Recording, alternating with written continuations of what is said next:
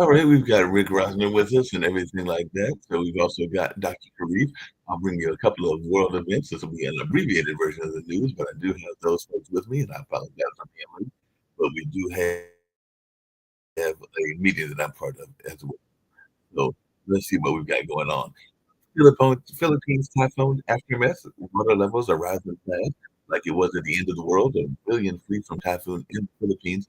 Typhoon Hong Wong blows away from the Philippines, leaving 8 dead, and 1.4 million evacuating in the Philippines. So definitely lots going on in that area. Former French President Nicolas Sarkozy to be released from prison pending appeal. Prison is grueling for Nicolas Sarkozy as he seeks release after 3 weeks. French court frees former President Nicolas Sarkozy from jail pending appeal. And definitely, we've got the COP50 taking place. Countries are gathering for climate negotiations and all along those lines. And Belgium flounders as 5 drones buzz a nuclear power plant. The UK sends anti-drone troops to Belgium as airports shut down and warnings of Russian hybrid warfare. And 7 dead after American boat sinks near Thai-Malaysian border. So near dozen dead in Thai-Malaysia search after Rohingya migrant boat sinks.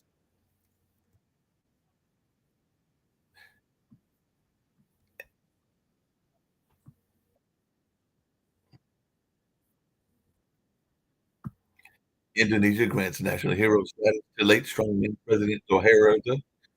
But definitely, I'll be bringing in a Rick and others as well, and we'll be having a conversation with them and everything like that. So see what other stories Rick's got going on because I've got other things going on as well, and bring it into Toby, everything like that. So I'm gonna let them take over. So Rick, if you'll just say what's going on in the world, I can.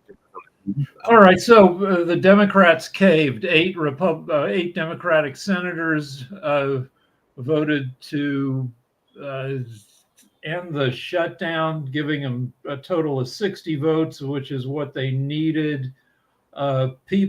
Libs and Democrats on social media are super pissed because it looks like the Dems didn't get anything for this.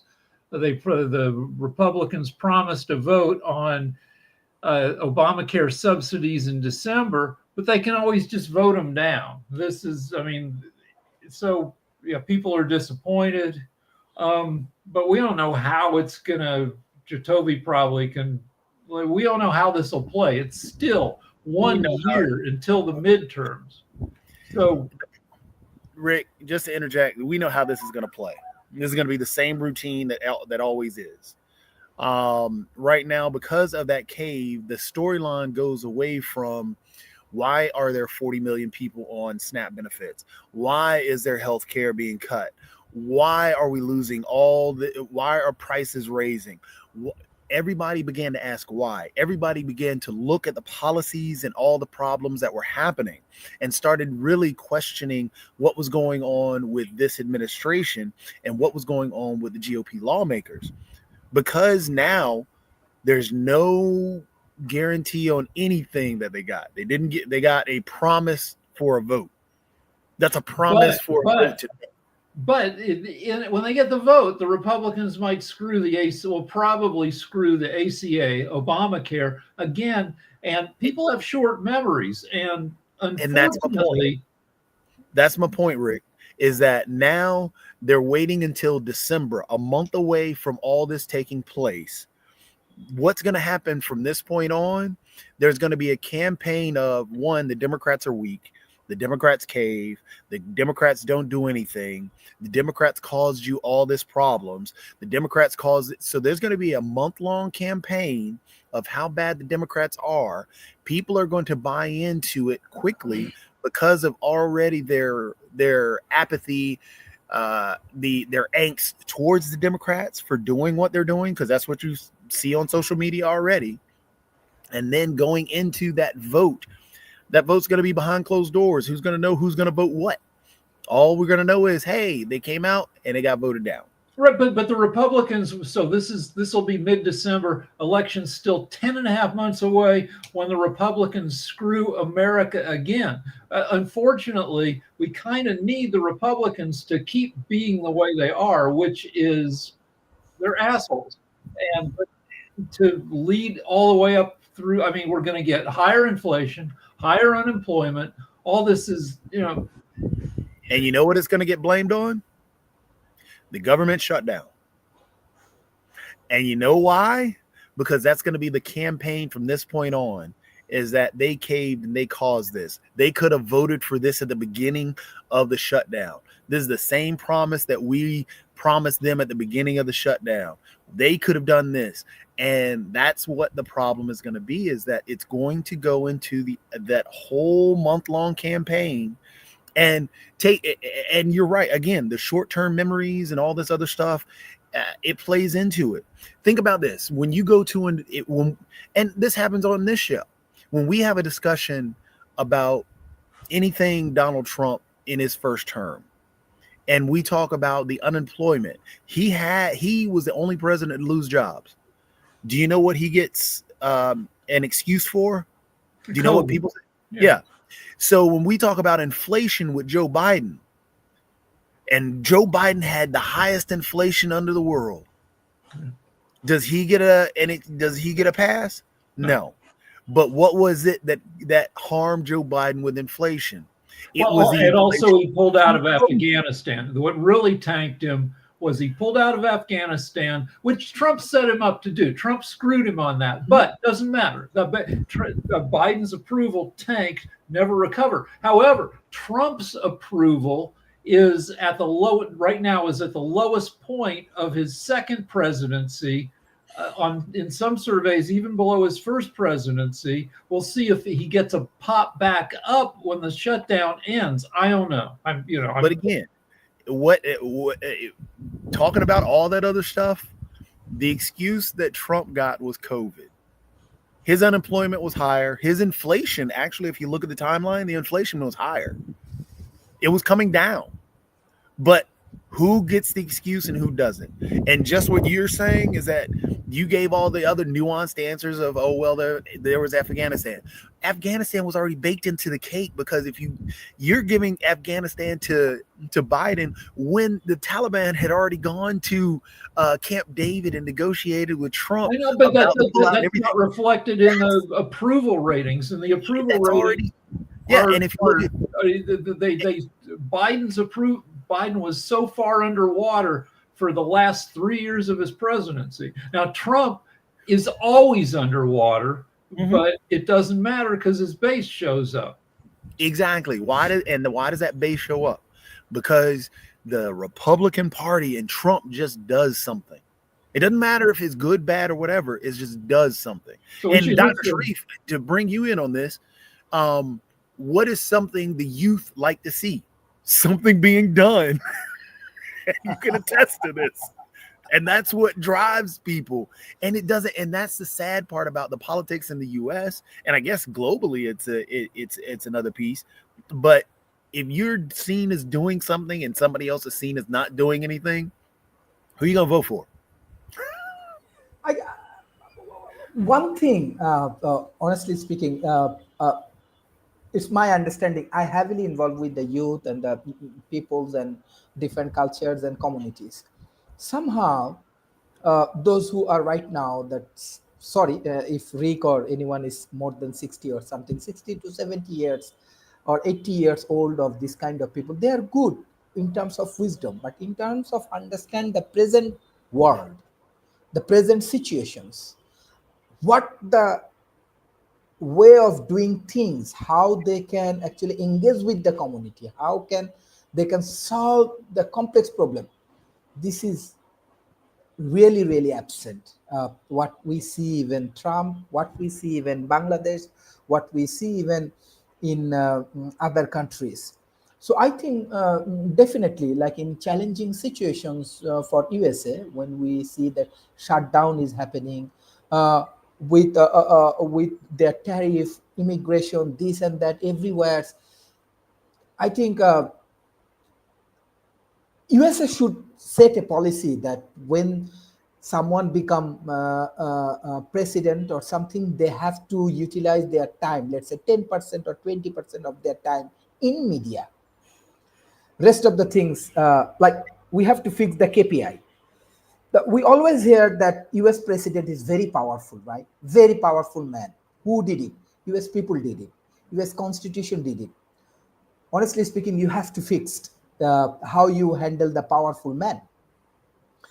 And from outside, maybe I'm wrong, but from outside, what I see that Trump is like a media guy. Always he want to come to media, want to prove himself, expose himself. This is harmful for a powerful countries like USA. You have world best military, right? You have world biggest corporations. You have world best financial institutions. You have all of the intellectual property rights have more than $3 trillion, and someone is leading. He has to be intelligent, he has to be very professional and effective. But if you have an experience like a world wrestling federations, media, and something, you are actually destroying the whole powerful things. Yeah, yeah. Here is the difference, I think. Honestly speaking, if I get chance as a human resource person or something like a talent economist, if anytime I get opportunities as a consultant, first we have to fix it's a most powerful people in the world who handle most powerful things, and what should be his KPI. What should be his KPI? American citizen has to decide. Your constitution has to decide. Your political party has to decide. How even just last day I hear that he do not want to get entered those who have diabetic this and that. Honestly speaking, I think everybody should check Trump physical conditions. He has diabetic, I do not know. He has overweight, I think so. He has high blood pressure, how he talk, maybe. So how come he did honestly, he is like a media guy.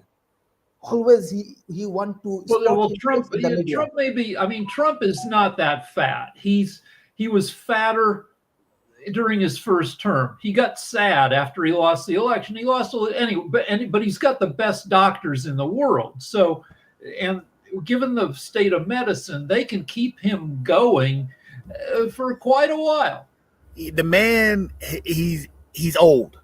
When Yeah. you get old, your weight drops off. That's just natural. A lot of people don't die at the age of 80 and 90 But super overweight. major issue is psychology.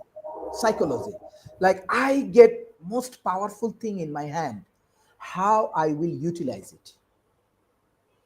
300 millions people in your hands, not only 300, you are the most powerful man in this world. Yeah, so the world invests trillions of dollars in the U.S.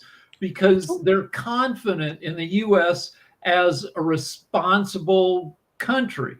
And then so when we get craziness, that chases investment away. It chases the best foreign minds because the U.S. is only 4% of the world's population, and we've been able to cherry pick the smartest people in the world to come over here and go to our excellent universities and build businesses over here.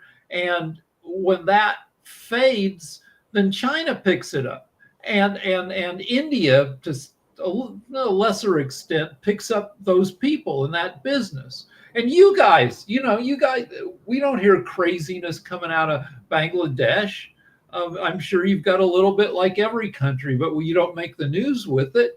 And so when people look at where they want to go in the world, you've got your Talent Economic Forum, Yeah. people, it's attractive. Yeah, I just want to share one information. If you track last 20 years economical record based on GDP, let's say very focus on GDP, and based on World Bank source, I just do some research and find the last 20 years, China get 1266% growth. It's number one. Russia, number two, 466%. India, number four, 440. Brazil number 5, 316. Saudi Arabia number 6, 300. Turkey number 7, 250. Australia number 8, 250.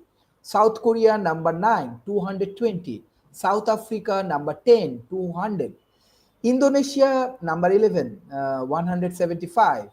Canada number 12, 166.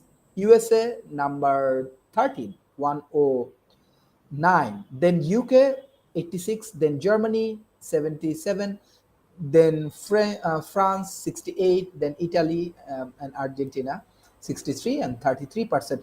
Here is alarming things, even though I But the think U.S. isn't even in the top 20. Is what you in GDP growth top over 10, not top 10, they are in 14th and 13, 14? 13 All right, but position. so yeah, and that's truly bad for the U.S. The U.S. should be in the I top think 5. We should be in tech, in robotics, in all the cutting edge tech. But we've lost a lot of progress apparently because our politics is messed up. There's a so. G7 meeting, I think starts today or tomorrow in Toronto, and we'll see if the U.S. says anything crazy there. I don't know if Trump's going to show up for it. Yeah, no, my concern, I teach Chinese student, like the young peoples. So I have clear understanding, even though the Chinese people, Chinese young student, they like American culture because you build up more than that, not only economy, a open society. Even the Chinese student, Chinese people, they want to be American. Even the California, Stanford, I said the same thing. Lot of Chinese people, right, in California. So definitely, you have a good cultures. You have a most powerful thing. Many thing is very attractive. World best military, world best education hubs. So your leader must need to be best of the best. I think we have to do research how we make best leader for USA, even for Bangladesh, for Japan, for India, right? This is the things like we are preparing something with the help of youth, with the help of technology.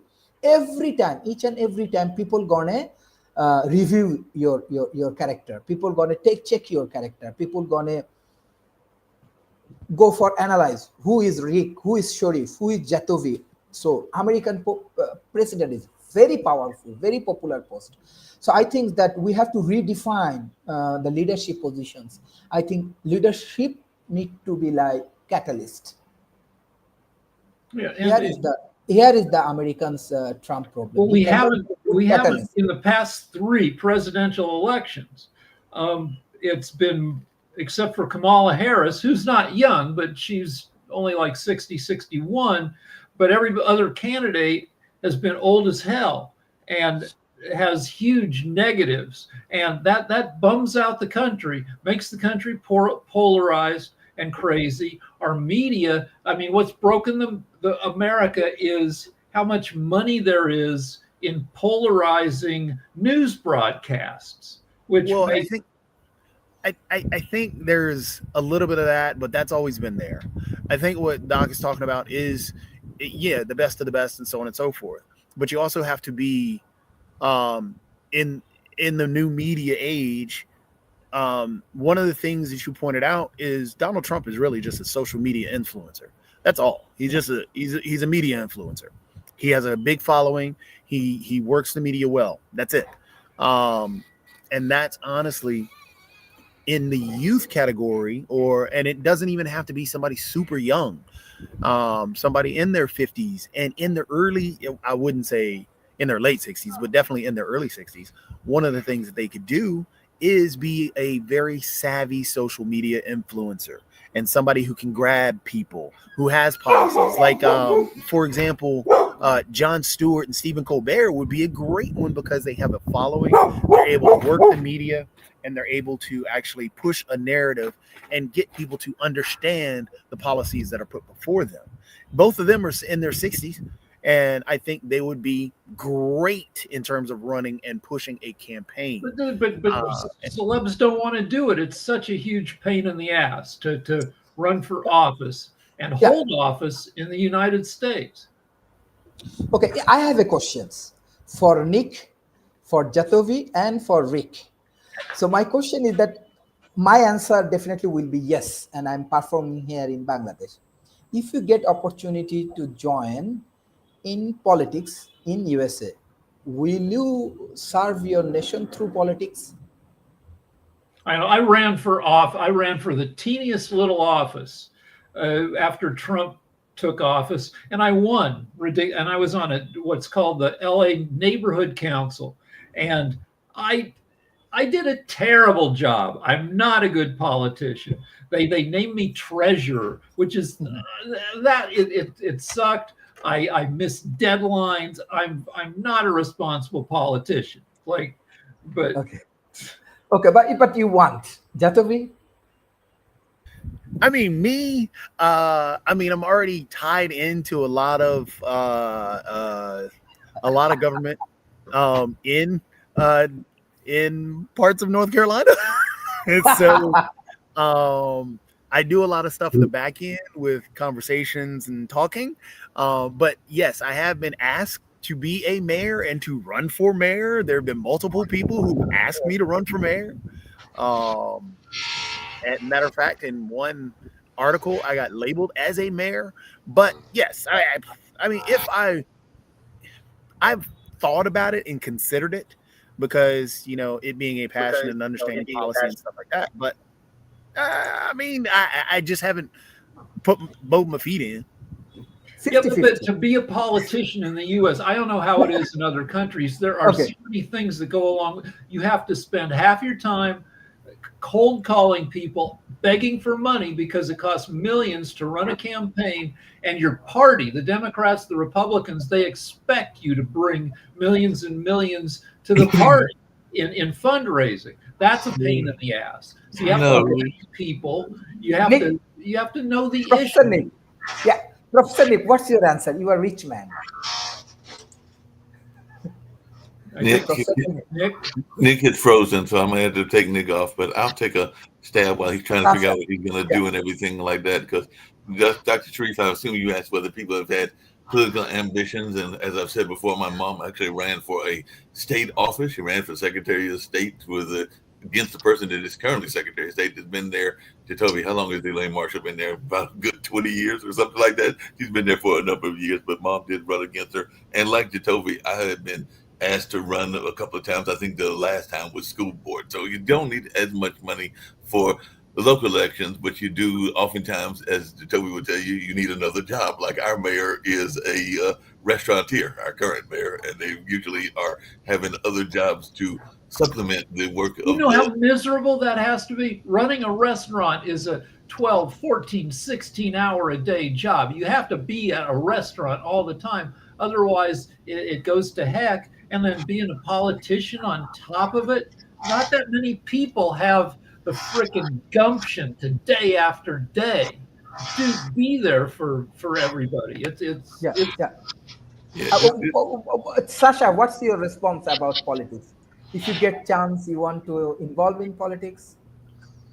No, no, I think I had many other much more interesting things than politics, and therefore I'm interested in Yeah. politics. I follow to certain degree Canadian politics, now U.S., more or less world politics, but I don't have any personal. I never had any personal ambitions.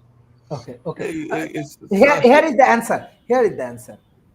Most powerful positions, uh, you are losing because you do not have interest. Anybody do not have interest But US president position is most powerful things. This is very common when talent people do not involve in politics, and all of the less qualified peoples or corrupted peoples or immature people come to politics, and they took your most powerful positions, American president, and get into the White House. Your life will be hell, right? Your ecosystem will destroy. You will not get innovative leaders. Simple. This is you people are the responsible who actually destroying your ecosystem. I can understand that maybe you have logic, but my logic, again, my logic, best position need best talented people. Sasha has talent, Jatovi has talent, Rick has, Markley has, but somehow, maybe you do not have passions. I respect your view. Again, I respect your view. I mean, I have a Yeah, little thank you. passion, but it only goes so far. Take it like Jacoby mentioned some people who might run, but won't because it's a pain in the ass. Mark Cuban, Mhm. great business guy, super smart, kind of naturally is able to sift through all the bullshit and come to the right conclusions. That guy probably will never run for office because he can be more, he thinks he can get more done not being a politician. Joby and then you, Sasha. I'd like to say something to uh, Dr. Sharif remark is that normally the electorate should have a selection of sometimes it could be great candidates, sometimes maybe near great or not so great, but at least decent human being. Americans in last two elections, which elected Donald Trump, they looked at very cynical outlet for their feelings is that yeah, we know that he's crook, he's a criminal, he's this and that and so on, but for me, he'll do something good. So I will close my eyes on him being a criminal and the convicted felon and everything else. Okay, okay, yeah, he's convicted felon. Okay, Biden was not convicted felon. Did it good for me any good? No, it didn't. Okay, this guy is convicted felon. But because of that, maybe he will try harder. Maybe he is not affiliated with a ruling class or so on. So something will come my way. I know that I'm compromising. I know that this is horrible what I'm doing, but I'll get a little piece of something. And for this piece of something, I agree to lie. I agree to close my eyes on many things and so on. Okay, you got what you wanted. You got the criminal. You got the bandit. You got it all. Enjoy. It's And a what we got today was Trump pardoned 77 more people who participated in his pushing the big lie about the 2020 election, including Rudy Giuliani. And but except that the pardons don't mean anything because these people are being charged in of state charges in individual states like Georgia, Well, and pardons only apply to federal charges. So it's more craziness because he's pardoning people from charges that don't exist. so it's not Well, really speaking of crazy. pardons, I think what it is, and this goes into kind of what Sasha's talking about.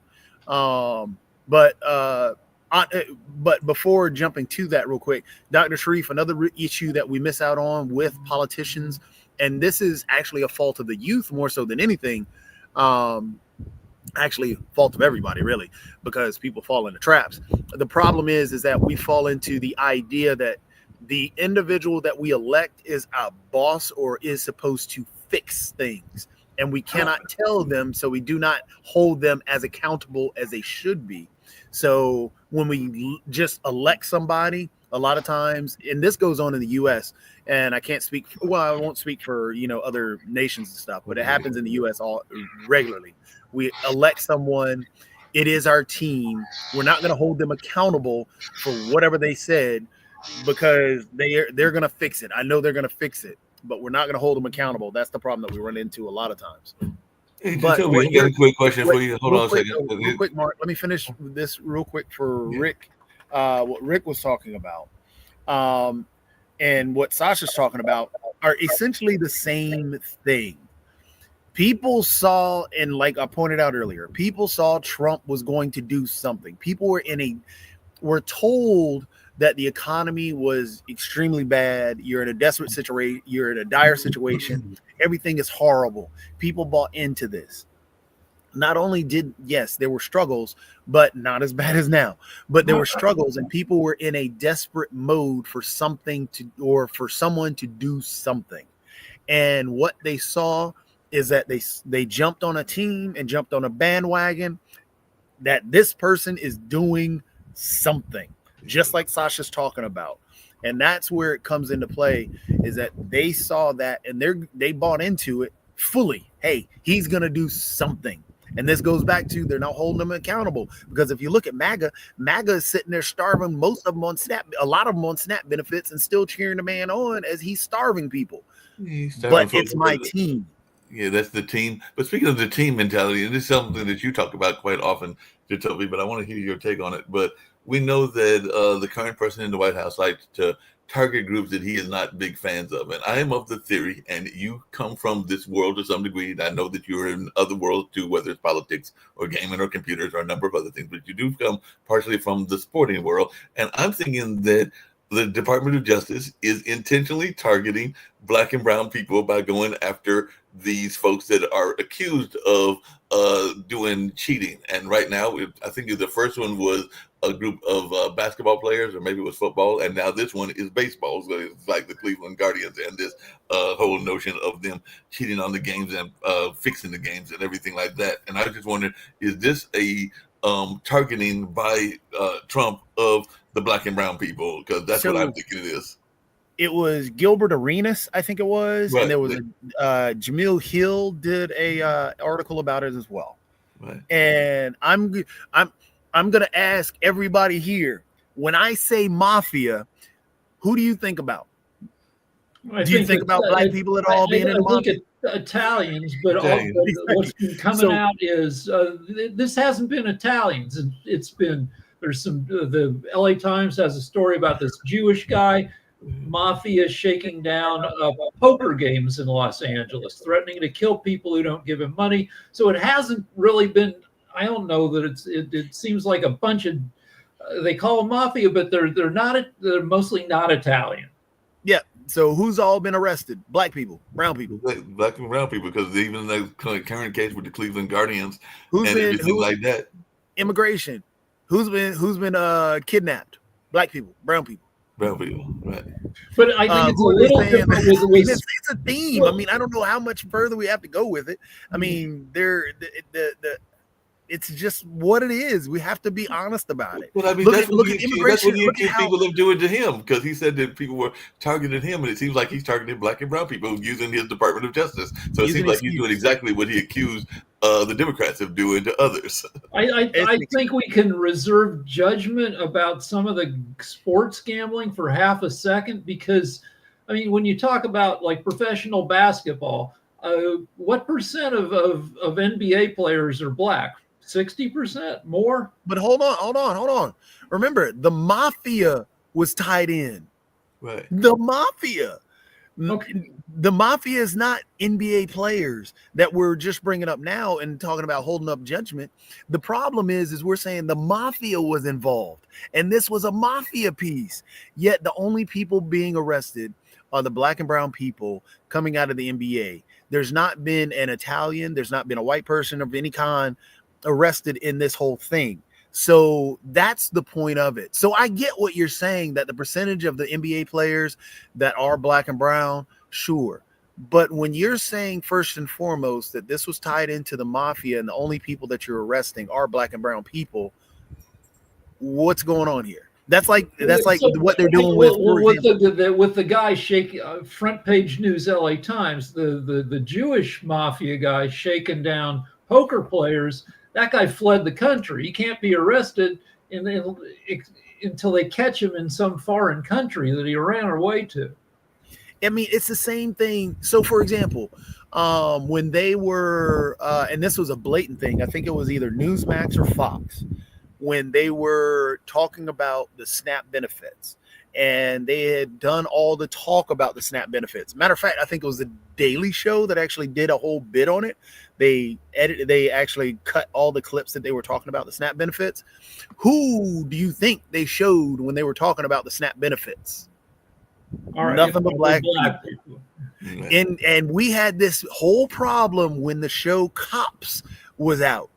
When they showed who was the only person or only people that were getting arrested in the show Cops, black people. Then but people that's got not the majority of outraged. people, because I So saw there's a the same statistic recently thing. that told me that that's not the majority of who is getting SNAP. I want to say the Oh, majority yeah. of SNAP benefits are Yeah, actually yeah. white women. But the point is, Mark, if I only show you these black and brown people that are getting arrested, I can do the same thing about black on black crime when white on white crime is just as prevalent, when Hispanic on Hispanic crime is just as prevalent, when it's just neighborhood crime, which is what it is. And because we mainly live in a lot of segregated neighborhoods, black people usually live with black people, white people live with white people. It's just a neighborhood situation.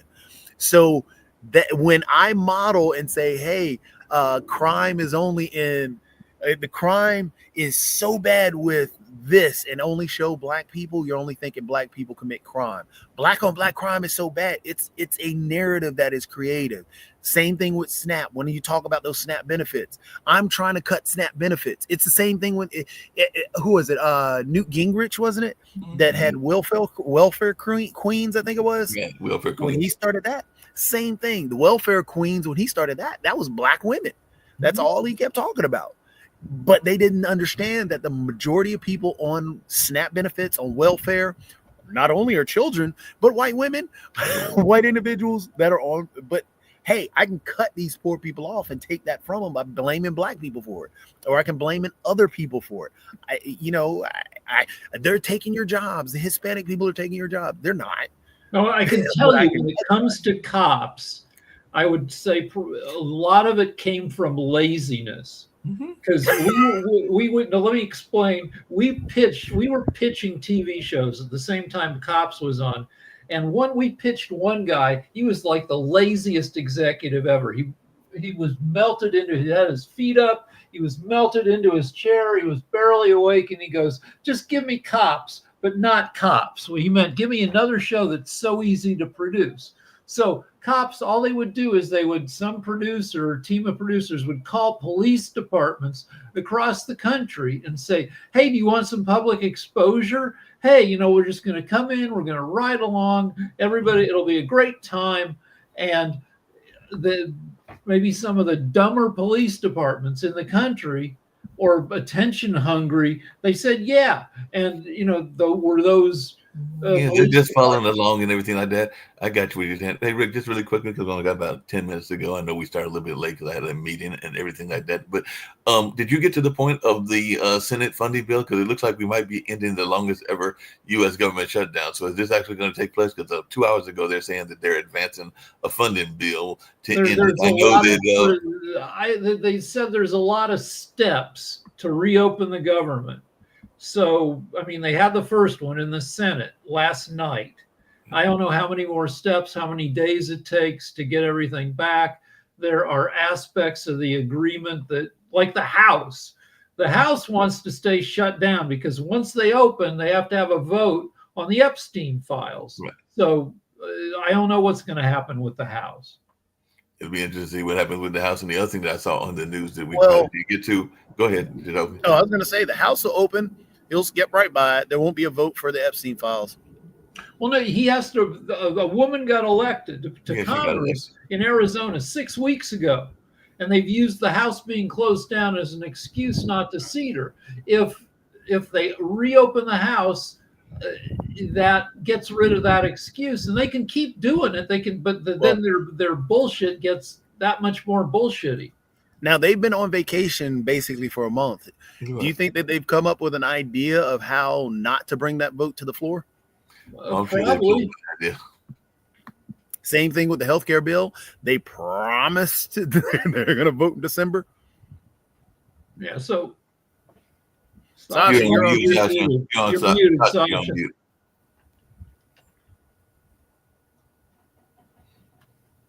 I have to ask all of you: have you seen any videos of Representative Jasmine Crockett?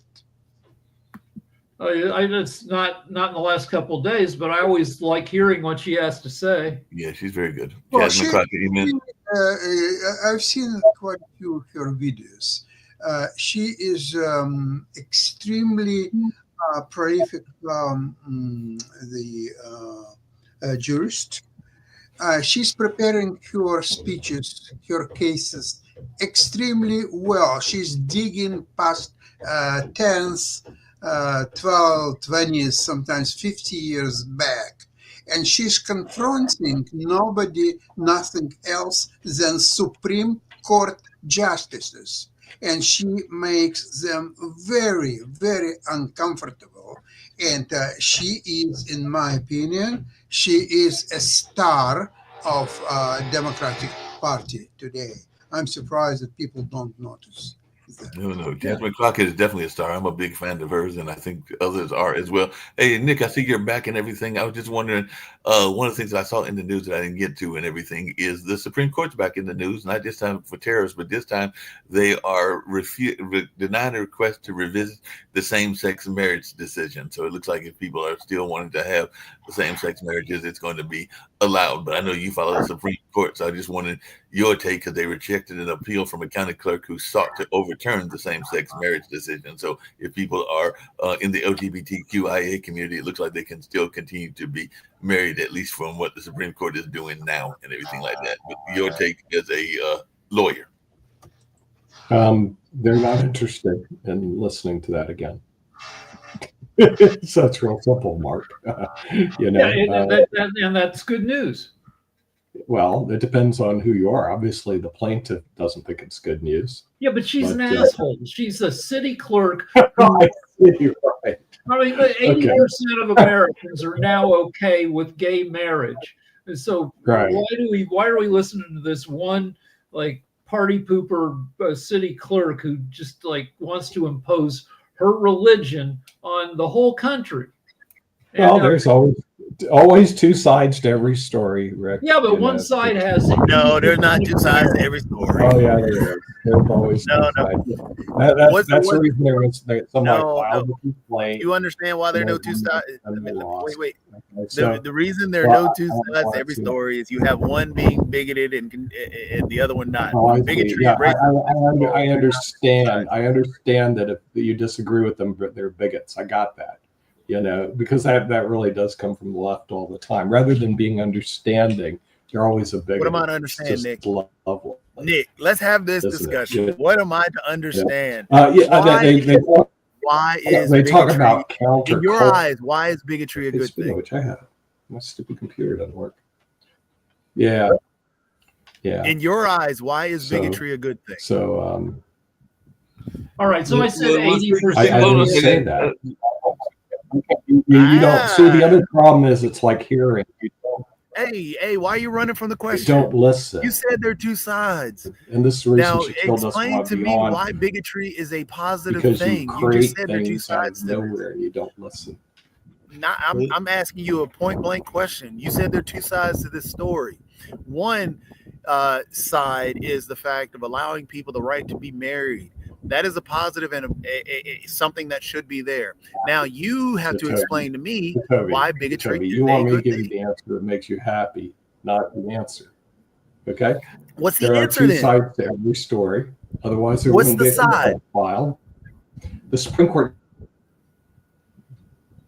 and that's it. So What's the I have to go side? to economics while you guys twiddle on Right. your Yeah, thumbs. economics clubs in 5 minutes and everything.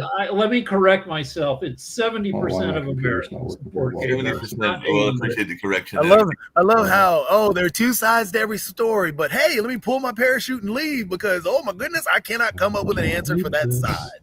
Well, speaking of pulling parachutes and everything like that, there is a Epstein, because we mentioned Epstein, co-conspirator that is looking for computation of her sentence. So is this going to actually happen? Because there are some people, including those at CNN, that are reporting that she's getting special treatment in prison. And there's even Representative Jamie Raskin says a whistleblower told him that, and she's chasing a Trump computation. So she wants to have her sentence computated and everything like that. So we're going to see the one person that has been convicted, ironically a woman, and everything, having her sentence computated.